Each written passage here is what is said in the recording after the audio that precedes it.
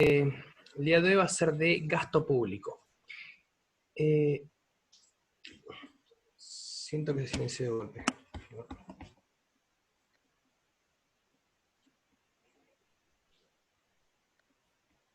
¿Se escucha? Sí, sí, se escucha bien, Lea. Ahí está. Bien. Decía, vamos a hablar de lo que es gasto público. El gasto público tiene mucha relación con lo que estuvimos viendo hasta ahora, toda la parte de tanto finanzas públicas como conjuntamente con el presupuesto. ¿Por qué? Porque lo que estuvimos viendo con el presupuesto serían, digamos, los distintos ingredientes de este plato que ahora vamos a ver cómo se conforma.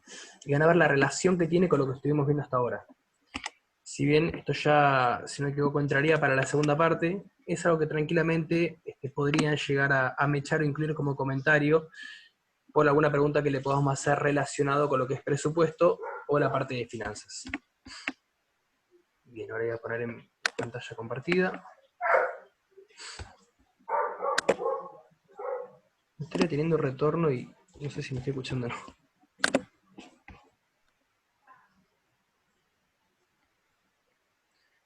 Ahí estamos. Bueno, entonces, como habíamos dicho, vamos a empezar analizando lo que es el gasto público. Acá yo le marqué cuáles vendrían a ser los elementos que esto surge básicamente la definición. ¿Se acuerdan cuando habíamos analizado lo que era la parte de presupuesto, las etapas de ejecución del presupuesto? Que habíamos visto que primero sería la etapa de ejecución, después viene el compromiso, el devengamiento y por último el pago. Bueno, acá estaríamos en la parte del pago. Vamos a analizar y vamos a ver cómo confluye esta parte troncal dentro de lo que vimos como el presupuesto y qué papel viene a jugar el gasto público. Bien, entonces arrancamos diciendo que son erogaciones dinerarias efectuadas por el Estado en virtud de ley para satisfacer necesidades públicas.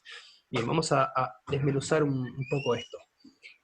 Cuando hablamos de erogaciones dinerarias, ¿a qué nos referimos? Y básicamente a satisfacer o a llevar a cabo estos gastos por medio de dinero, o la redundancia de dinero físico.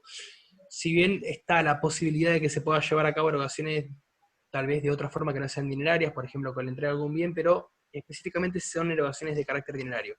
Efectuadas por el Estado, bueno, claro, acá justamente lo que estamos analizando es por el poder de imperio, quien se encarga de llevar a cabo estas erogaciones, el Estado. En virtud de ley, porque como habíamos visto anteriormente, esto parte del presupuesto.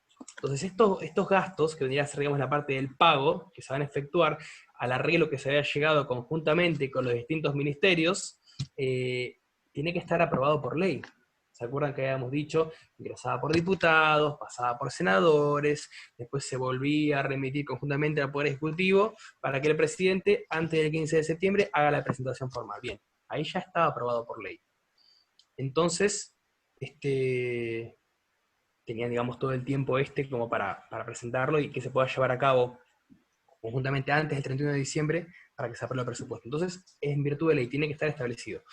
Para satisfacer que necesidades públicas, porque es un poco a lo que apunta. Recuerden que habíamos dicho que la finalidad que tenía era, por un lado, obtención de recursos y el cálculo de gastos. ¿Cuál es la finalidad del Estado? Le habíamos visto la parte cuando analizamos finanzas, satisfacer necesidades públicas. Ya después vamos a ver más específicamente a qué apunta con esto. ¿Y quiénes se consideran responsables del gasto público? Bueno, acá yo les determiné dos clasificaciones. Primero, personas jurídicas que aún siendo del derecho privado, estén controladas por el Estado. Por ejemplo, la famosa fundación que tienen las abuelas de Plaza de Mayo, Sueños Compartidos, es decir, son asociaciones, pueden decir, esas fundaciones que cuentan con parte de financiación del Estado, por ende, como obtienen un dinero a cambio de las tareas o atribuciones que llevan, tienen que rendir cuentas, porque justamente están haciendo uso de las erogaciones que forman parte del Estado. Y la segunda, entes cuyos recursos provienen de impuestos o aportes obligatorios, aunque posean una administración no estatal. Y acá lo pusimos, por ejemplo, lo que son obras sanitarias. Entonces, estos dos sujetos tendrían que estar conformados por lo que se denomina los responsables del gasto público. Yo puse Fundación Sueños Compartidos como para darles un ejemplo, y por otro lado, obras sanitarias.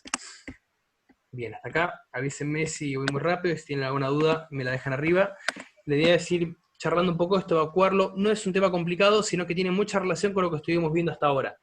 Por eso, la idea mía también es que le puedan encontrar el sentido de cómo se van llevando a cabo estos hechos dentro del gasto para que puedan llegar a adaptarlo bien con lo que venimos viendo. Entonces, repaso rápido gasto público, dijimos, son erogaciones diarias que efectúa el Estado en virtud de ley para satisfacer necesidades públicas. ¿Quiénes son los responsables? Dijimos, personas jurídicas, traduciendo del derecho privado, estén controladas por el Estado, y entes cuyos recursos provienen de impuestos o aportes obligatorios o poseen una administración no estatal. Bien. Teoría sobre la naturaleza del gasto. Bueno, acá vamos a analizar qué es para los clásicos, pero no los clásicos de la economía clásica que vinimos analizando. Eso, sáquenselo, no tiene nada que ver con los clásicos de Smith, Ricardo, es otra cosa distinta. Por un lado los clásicos y por el otro lado para los modernos. Bien, ¿cómo analiza los clásicos? Y ustedes van a ver incluso cuando estemos analizando estos dos aspectos, los clásicos y los modernos, que eso podría haber reflejado de una manera bastante visible el modelo que tuvo Macri en su momento y el modelo que tiene Alberto ahora. Ya van a ver por qué hago referencia y alusión a esto. Bien, para los clásicos entonces, el Estado es un mero consumidor de bienes, ya que debe cumplir con sus obligaciones de seguridad, salud, justicia. Como vimos que el Estado tiende a satisfacer necesidades públicas, estas necesidades vienen a abarcar este tipo de cuestiones: seguridad, salud, justicia, educación, etc. Pero al invertir en estos servicios se va empobreciendo, claro, porque el Estado, ustedes saben que puede actuar, por un lado, como benefactor o ente recaudador para poder generar inversiones y obtener recursos, y por el otro lado para efectuar gastos. Si nos abocamos pura y exclusivamente a lo que plantea en este modelo la teoría sobre la naturaleza del gasto para los clásicos, hasta ahora lo único que estamos diciendo es que el Estado se está empobreciendo, porque está invirtiendo o está realizando gastos vinculados con seguridad, con educación, con salud, con justicia. Entonces, traslada esos recursos en beneficio de la sociedad. Y las riquezas caen en un pozo o abismo sin fondo. ¿Qué significa esto? Básicamente un poco lo que está pasando ahora. Si analizamos un poco la realidad de hoy, sacando de lado un poco la pandemia, ¿no? Caemos en el hecho en que cuando la gente necesita, bueno, simplemente mete la mano y el Estado empieza a prender la maquinita y entregando bonos, entregando asignaciones, entregando planes, entregando un montón de cuestiones que hacen a que el Estado se siga empobreciendo sin obtener ningún beneficio, sin obtener ninguna ganancia, sin obtener, por ejemplo, no sé, vamos a poner otro ejemplo, se encarga de conformar o subvencionar en cierta forma una empresa, entonces ofrece parte de su capital, pero con la finalidad de después poder obtener una ganancia, tal vez con un impuesto a la exportación, por decirles algo. Pero si nos abocamos pura exclusivamente a lo que plantea acá, digamos, los clásicos, recuerden, no tiene nada que ver con los clásicos que venimos estudiando en la parte histórica de economía. Decimos que la gente mete la mano y saca al Estado, mete la mano y saca, mete la mano y saca. Entonces, el Estado cada vez se va empobreciendo más. Y ahí estaría en lo que es la parte justamente de los gastos. Pero para los modernos, planteado completamente distinto, y acá vamos a ver un poco más reflejado lo que fue, entre comillas, el modelo o la mentalidad que tenía en la presidencia de Macri. ¿Qué es lo que nos dice acá? El Estado no es un consumidor, sino que es un redistribuidor de riquezas, ya que ellas no desaparecen en un abismo, sino que son devueltas al circuito económico. El Estado actúa como una aspiradora de riquezas obtenidas mediante el gasto público, artículos 75, inciso 18 y 19, que ahora los vamos a leer. ¿Qué quiere decir esto? Bueno, todos ustedes recordarán el famoso discurso de Macri que dijo, y hasta acá yo pude dar un apoyo y hasta acá pudieron meter la mano, pero hay un fondo, así que bajen un poquito, apaguen las hornallas, apaguemos las estufas y abreguémonos un poquito más porque ya la cuestión impositiva va a tener que subir. Entonces fíjense cómo se ven un poco reflejados los dos modelos, ¿no? Él dice, yo hasta acá pude. Después podemos analizar si la cuestión impositivo-tributaria fue o no acorde a las necesidades, eso saquémoslo de lado. Digamos, acá apunta digamos, la teoría de la naturaleza de los gastos para los modernos. Hasta acá hay y ya está, se acabó. Entonces, ¿nosotros qué hacemos? Redistribuimos con lo que obtenemos conjuntamente, por ejemplo, de los impuestos de la sociedad, redistribuimos para poder afrontar ciertas necesidades públicas. Cuando no se puede y ya no tenemos para afrontar más, bueno, ya está. No vamos a aprender de la maquinita y a hacer uso de eso.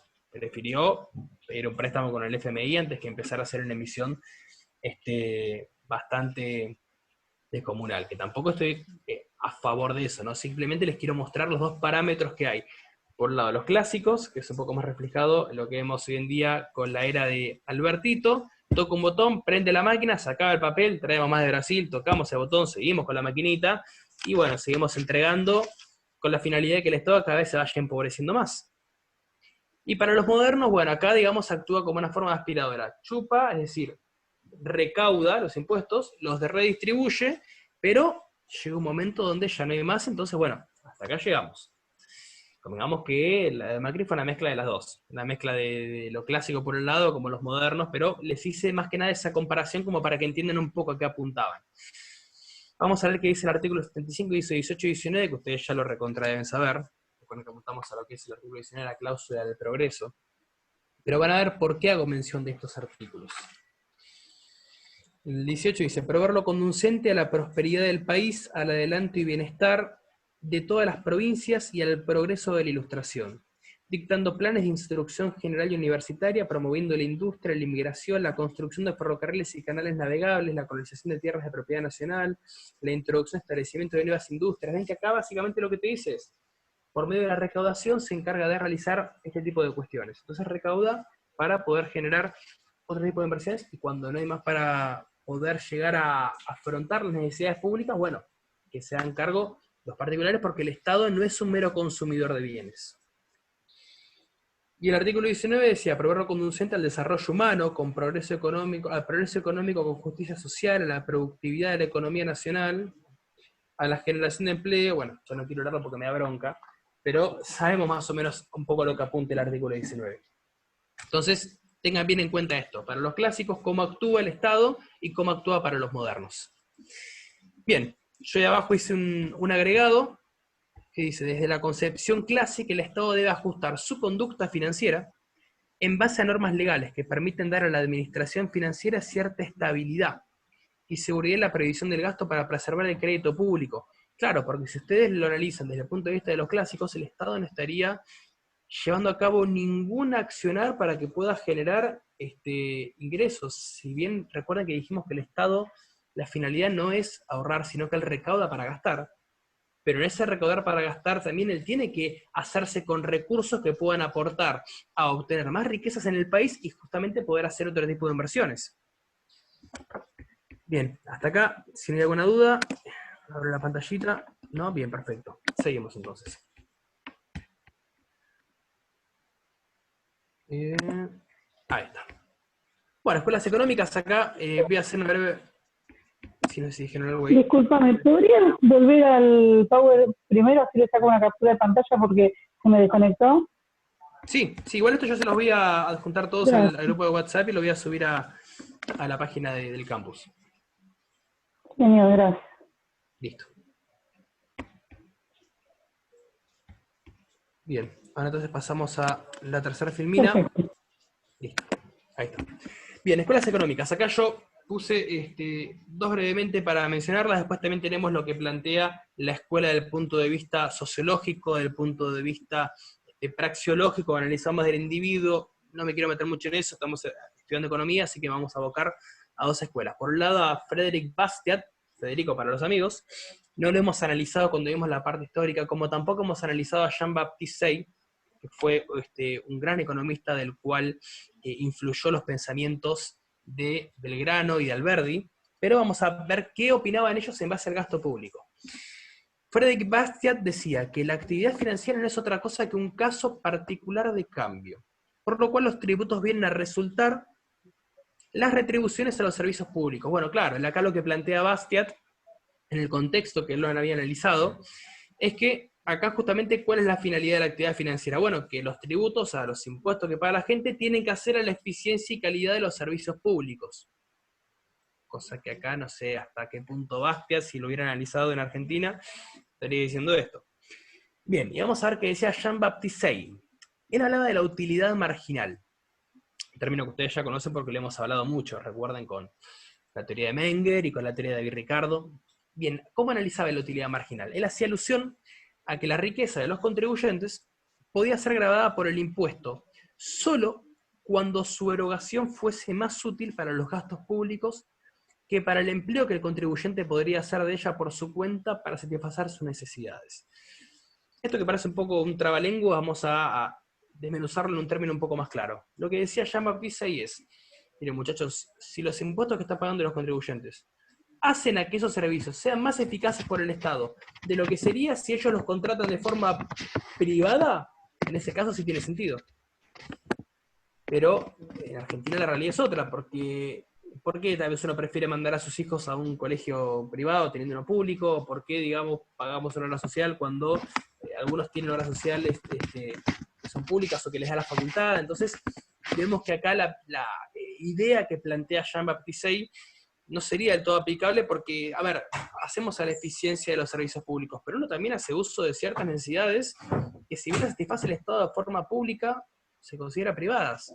A ver, obviamente la policía es financiada por el Estado, pero a veces uno tiene seguridad privada. Cuando llega a la casa tiene un hombre que le paga para que lo controle cuando entre el auto para sentirse un poquito más seguro.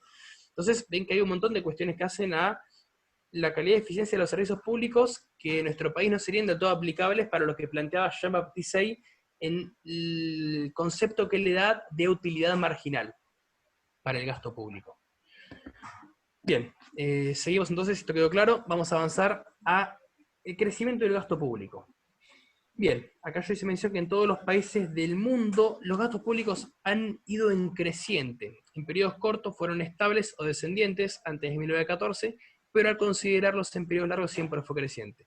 Ahora vamos a analizar las causas que hacen al crecimiento del gasto público. Y esto que yo puse acá básicamente alude a que en su momento los países tenían cierto crecimiento que podían hacer por varios motivos que ahora vamos a analizar. Pero a partir de 1914, lo que sucede es que con el tema de las guerras, como digo, ya lo vamos a analizar más en concreto, tenía que ver mucho con, por un lado, el que no participaba de la guerra tenía que generar una fuerte inversión de gasto para la defensa. Y el que sí estaba a favor de la guerra tenía que realizar una fuerte inversión de gasto para apoyar el ataque. Entonces, por motivo de las guerras se incrementó hasta 10 veces más de lo que se venía incrementando normalmente gasto público, conjuntamente con un montón de cuestiones que ahora vamos a analizar más en concreto. Pero a partir de 1914 y básicamente también desde lo que fue la crisis de Wall Street, donde también se tuvo que salir a emitir a lo loco para poder rescatar a los bancos, que si no me equivoco, en 47, 48 estados habían quebrado, solamente en 2 estados quedaban bancos, desde ese momento se empezó a hacer una emisión de forma descomunada que hizo obviamente que eso, el gasto público aumente, sumado también con otras cuestiones que ustedes ya saben y que hemos analizado, es decir, se eliminó el sistema patrón oro, ya los países no tenían un respaldo en oro, entonces podían empezar a emitir de forma incalculada, que no había un sustento en metales preciosos que puedan respaldar esa emisión y un montón de aspectos que hicieron que el crecimiento año a año cada vez vaya aumentando más. Bien, vamos a empezar a analizar cuáles son estas cuestiones que hacen al crecimiento del gasto público. Tenemos algunas causas que son aparentes y otras que son reales. Dentro de las causas aparentes, acá yo marqué no entraría como causa en sí, se refiere por ejemplo a situaciones como variación de la moneda, evolución presupuestaria, modificación de las tasas de interés. Son cuestiones que no vendrían a considerarse como parte de un contexto que hace al motivo del crecimiento del gasto público. Porque convengamos que se podría llegar a solucionar la crisis económica de otra forma que no sea emitiendo, de otra forma que no sea modificando las tasas de interés. Recuerdan cuando analizamos a la escuela de los clásicos, ellos decían, y apuntaban prácticamente a lo que decían el famoso laissez-faire, dejar ser, dejar pasar, o sea, que la economía y la política vayan de forma distinta. Tenían que, como contaban los fisiócratas, laissez-faire, tranquilamente se podrían llegar a abocar estas cuestiones sin necesidad de que el Estado tenga que meter mano a la maquinita o generar modificaciones o bajar lineamientos al Banco Central para que haga regulaciones sobre las tasas de interés. Por eso decimos que son causas aparentes. Vamos a analizar ahora las causas reales. Bien, gastos militares. Bueno, un poco lo que había dicho. Primera es una guerra mundial. Los países que hubieran o no intervenido. Este aumento de gastos, como puse, fue 10 veces mayor que los años anteriores. ¿Por qué? Porque tenían que tener seguridad, armamento, pagarle obviamente a los soldados que vayan a participar de la guerra, ubicar los puntos estratégicos de los lugares donde han conquistado, ataque y defensa. Por un lado, los que atacaban tenían que conformarse todo un aparato económico y llevar a cabo ese tipo de erogaciones dinerarias para llevar a cabo este avance a la victoria o a la conquista, y por el otro lado los que estaban defendiéndose, que también tenían que generar a cabo esas erogaciones dinerarias por el Estado para evitar repeler el ataque enemigo. Bien, urbanización. El aumento de la población exige al Estado el aumento de gastos, pavimento, desagües, hospitales, escuelas, bueno, esto, imagínense obviamente que se termina urbanizando y se consolida un poco más la ruta 11, si no me equivoco, es la que va de Mar del Plata y pasa por Santa Clara, y después sigue para Gesell y Pinamar. Bueno, supongan que hacen, empiezan a edificar, empiezan a comprar terreno en esa ruta que es bastante desierta, por decirlo de algún modo. Entonces, ¿eso qué va a conllevar? Y que el Estado tenga que decir, bueno, tenemos que empezar a poner más postes de luz, porque si no me equivoco, desde Villa Gesell, un poquito antes, hasta Mar Chiquita no tenés una sola luz. Entonces, si se empezara a edificar ahí, el Estado tendría que empezar a realizar ese tipo de gastos, que tendría que ser la realización de, obviamente, de cloacas, la realización de poner luces, de llevar conexión a internet, porque por esa parte nunca tenés señal. Entonces, eso haría un poco lo que es la urbanización. El crecimiento de las ciudades conlleva a que se tengan que empezar a destinar cierto tipo de gastos para ese crecimiento poblacional. Desarrollo de la democracia. Bueno, exige grupos y sectores, organizaciones obreras, partidos políticos, campañas de gobierno. Yo la verdad que no he sacado bien los números, pero lo había visto en su momento. La cantidad, chicos, la cantidad de plata que se gasta en época de elecciones con lo que se imprime de papel, no se dan una idea. Y imagínense que si bien es un gasto que se afronta cada vez que tenemos elecciones, pero es terrible, porque imagínense que se tiene que hacer en todas las localidades, y encima es papel, que es de buen papel, con tinta color. Yo después me voy a buscar, les voy a pasar bien cuánto es lo que gasta el Estado, pero es una bestialidad. La verdad que ahora no me acuerdo cuál es el monto exacto. Pero el desarrollo de la democracia, estas cuestiones implican que se tengan que llevar a cabo este tipo de gastos. Por ejemplo, si un partido llega a una cantidad determinada de afiliados, el Estado debe darle parte del presupuesto para que pueda financiar su campaña. Obviamente no con la misma ímpetu que aquel que tiene un porcentaje mayor. Si no, hubiéramos visto toda la ciudad empapelada con la cara del caño, y no era tan así. Bien, desarrollo de la democracia, entonces dijimos, gastos militares, urbanización, desarrollo de la democracia. Sigamos analizando cuáles son las causas. Sigamos acá, sí. Ayuda a zonas subdesarrolladas. Bien, para combatir la miseria en zonas pobres, para evitar la desnutrición infantil, en este caso tiene que asumir el compromiso el Estado ante estas cuestiones, hacer un poco más de énfasis y darle un poco más de protección a estos sectores que están en menor igualdad de lo que van a estar otros sectores, tal vez como pueden ser, no sé si los country, pero zonas de las cuales hay un poco más de, no sé si de concientización social, por decirlo de algún modo, pero sí más cuidadas. Y acá me faltaría agregar una, que sería también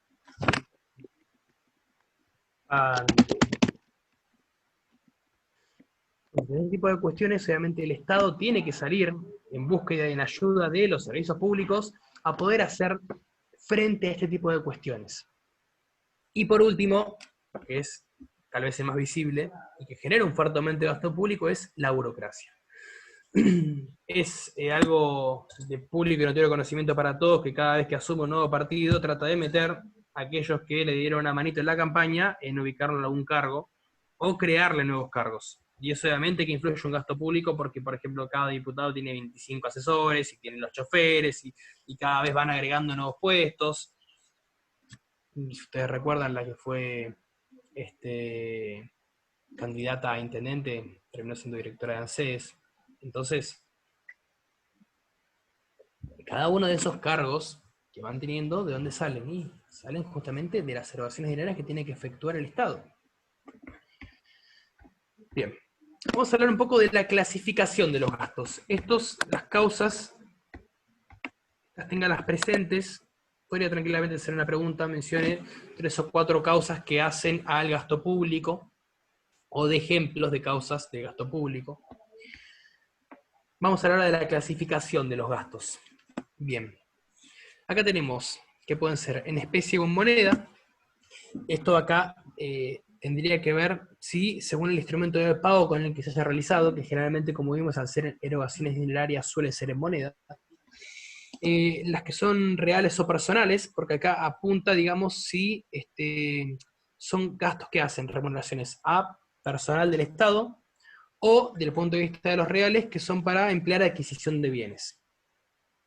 Internos o externos ya apuntan más al hecho de si el lugar donde se efectuaron sea dentro o fuera de la República. Y por último, lo marqué con una flechita más grande, que son los administrativos o económicos, que esa es la clasificación de la cual quiero que le presten y hagan énfasis, por eso se la puse con una flecha grande y se la marqué con un círculo. Esa es la que va. Bien, y acá apunta esta clasificación de gastos administrativos o económicos. Ahí estamos. Vamos a empezar con el criterio administrativo. Se puede dividir en jurisdiccional o institucional o en finalidad de funciones.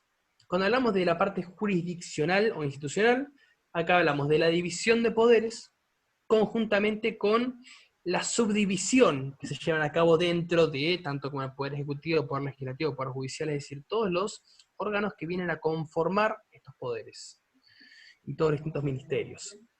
Por ejemplo, pusimos que dentro de la jurisdicción institucional tenemos Presidencia de la Nación, Ministerio del Interior, entre el jefe de gabinete, etcétera, etcétera. En el Poder Legislativo tenemos la Cámara de Senadores y la Cámara de Diputados. Y en el Poder Judicial, bueno, Corte Suprema, tribunales inferiores, jueces y demás, de primera instancia. Bien. Finalidad de funciones, apuntamos a los gastos de justicia. Acá es un poco más concreto, porque es salud, educación, bueno, valga la redundancia, gastos de justicia, todo lo que conlleva, digamos, a la parte más, quiera ser administrativa, podría ser, haciendo alusión al nombre. Por un lado tenemos los órganos entonces, y por el otro lado la finalidad y las funciones. Ahora vamos a un criterio un poco más económico. Tenemos los gastos ordinarios y los gastos extraordinarios. Recuerden que estamos en la clasificación del gasto público. Y haciendo énfasis en el criterio administrativo y en el criterio económico. El criterio económico, ¿qué es lo que nos dice? Que tenemos gastos públicos ordinarios y extraordinarios. Los ordinarios apuntan a erogaciones habituales, por ejemplo, el sueldo de los empleados públicos, servicios de deuda pública, quieras o no también las elecciones, porque se sabe cada cuánto son las elecciones, entonces son gastos que se tienen que hacer a medida que se vayan llevando a cabo. El pago de alquileres por, no sé, tribunales o los juzgados de familia, o sea, todo lo que conforma el aparato estatal son gastos ordinarios. Y los gastos extraordinarios apuntan a erogaciones imprevistas, por ejemplo, la creación ahora del hospital que se hizo aquí en Mar del Plata, con motivo de tener que albergar a más personas que puedan llegar a estar infectadas por el COVID-19, o sea, hacen a ciertas cuestiones, o en el caso de, que le pasa mucho en Chile, y tal vez Chile no se podría justificar con que es un gasto extraordinario porque es un lugar propenso a tener, justamente porque la falla de San Andreas va desde Chile hasta Los Ángeles, a tener terremotos, a tener ese tipo de cuestiones, por eso tienen que destinar siempre ellos un poco de su presupuesto para atender a una de esos catástrofes en caso de que lleguen a pasar. Pero cuando hablamos de obra pública también hablamos de la implicancia de la creación de ciertas instituciones estatales que son imprevistas, que no se pudieron prever porque fueron como motivo de este tipo de cuestiones que son completamente, y valga la redundancia, extraordinarias. Bien, seguimos avanzando. Financiación de los gastos públicos. Acá yo hice una pequeña reseña del artículo 4, que es importante, y se los desmenucé porque estaría bueno que lo analicen de esta forma. Nuestra Constitución ha previsto en su artículo 4 y decimos, ¿cómo se financia, digamos, el gasto público? Vendría a ser así la redacción. Con los productos de derecho de exportación e importación, con el producto de venta y de locación de tierras de propiedad nacional, con la renta de correos y con las demás contribuciones que equitativa y proporcionalmente imponga el Congreso, esto ustedes ya lo saben, porque ya lo han estudiado, y con los empréstitos y operaciones de crédito que decrete el mismo Congreso, sí, para urgencias de la nación o para empresas de utilidad nacional. Vamos a hacer una corrección. Bien. Principales fuentes de financiación, vamos a analizar eso. Bien, entonces, ¿cómo se van a financiar estos gastos públicos? Un poco ya hemos adelantado, pero tenemos tres tipos de recursos. Los recursos provenientes de liberalidades. Estos son los que percibe el Estado de forma gratuita. Por ejemplo, alguna subvención que puede llevar de Estado a Estado, o el Estado con la provincia, o el Estado con algún municipio. Ese tipo de subvenciones no hacen al poder de imperio del Estado, sino que las recibe de forma gratuita. Por otro lado, tenemos los recursos originarios que el Estado obtiene de la explotación de sus bienes patrimoniales o desarrollando actividades industriales, comerciales por medio de empresas estatales. Acá podríamos poner el ejemplo de Vaca Muerta, por ejemplo. Es decir, hacen explotaciones de bienes que son propiamente del Estado y obtiene obviamente como beneficio una ganancia de esos recursos para financiar los gastos del Estado. Y por último, los recursos derivados, y acá donde entramos nosotros. Son los que irían a su poder de imperio, o sea, son tributarios, crédito público, multas, sanciones, gestión de tesorería, pero acá básicamente entraría lo que es la parte recaudatoria del Estado, lo que tenemos que pagar nosotros, entraría también como los gastos derivados del Estado. Eso también es importante que lo tengan en claro, las fuentes de financiación, cómo obtiene el Estado sus recursos, y hacer alusión a estas tres cuestiones: recursos provenientes de liberalidades, recursos originarios y recursos derivados. Bien, y ya nos queda la última filmina. Bien, existe una suerte de consenso general, ¿no? Por decirlo de algún modo, porque hay ciertas cuestiones que apuntan a lo que tiene que hacer el Estado para poder llevar a cabo el gasto público. Los egresos de funcionamiento operativo deben ser financiados exclusivamente con los impuestos. Es decir, todo lo que tenga que ver a las cuestiones vinculadas con, en general, con la realización que tiene que hacer el Estado de el pago de los empleados, como vimos, de lo que es el criterio administrativo, jurisdiccional e institucional, tanto como las finalidades y funciones, tiene que salir de la parte de recaudación, es decir, de los impuestos que pagan los contribuyentes. Porque si no, justamente el Estado, si no recauda para gastar y para demostrar la eficacia de cumplimiento de sus servicios, entonces en ese caso, ¿de dónde saldría la plata? Convengamos que, y más en nuestro país, no cuenta con un desarrollo, como habíamos visto en el concepto anterior, de recursos originarios tan fuertes el Estado como para poder hacer frente y asumir los compromisos de todos los gastos que tiene, que hacen propios a la administración, no solamente judicial, sino también apuntar a la eficiencia y calidad de los servicios públicos. Entonces, por eso la mayoría de este tipo de gastos se llevan a cabo por medio de los impuestos, de las recaudaciones de los contribuyentes. Segundo, los gastos producidos por determinados servicios públicos que usualmente están a cargo de los municipios, o sea, alumbrado, barrido y limpieza, es decir, las famosas tasas. Ya vamos a verlo más en concreto cuando analicemos la parte tributaria, cómo se dividen los impuestos, que generalmente son impuestos, tasas y contribuciones. ¿Cuál es la finalidad de cada uno de los tres? Ya básicamente un poco lo hemos anticipado, ustedes se deben dar una idea. El puesto por excelencia que todos saben es el impuesto de valor agregado, que es el IVA, son aquellos que son transferibles a los consumidores. Las tasas son los que hacen la calidad y eficiencia de los servicios públicos, y las contribuciones son los que nosotros realizamos para obtener una ganancia futuro. Por ejemplo, el tema de los aportes jubilatorios. Otra cuestión de que después vamos a discutir cuando entremos más en detalle al tema, pero ahora se las menciono solamente para que sepan cómo ubicarlas. Entonces dijimos, los gastos producidos por determinados servicios públicos que usualmente están a cargo de los municipios. Bien. Y por último, mientras que los recursos provenientes del uso del crédito público deben ser destinados siempre a los gastos de capital o inversiones patrimoniales. Ya en la próxima clase vamos a analizar bien lo que es el tema del crédito público. Ahora no me va a alcanzar el tiempo. Ahora terminamos acá y seguimos conmigo recién el próximo miércoles. Así les dejamos también un poquito más y no les damos tanto material para el parcial, que si no me equivoco es el 25, lunes 25. Linda fecha para rendir. Entonces, sepan que también estas tres cuestiones, tanto los impuestos como las tasas, y como el crédito público, y se los dejo ahí a lo último porque la idea obviamente va a ser seguir con este PowerPoint y analizar más en concreto la parte justamente de lo que hace el crédito público. Esto que estuvimos viendo hasta ahora hace todo referencia ya a lo que es la unidad 11 de crédito público. Si lo pueden analizar y lo van viendo de la forma en que lo estuvimos analizando, no es mucho más complejo que esto.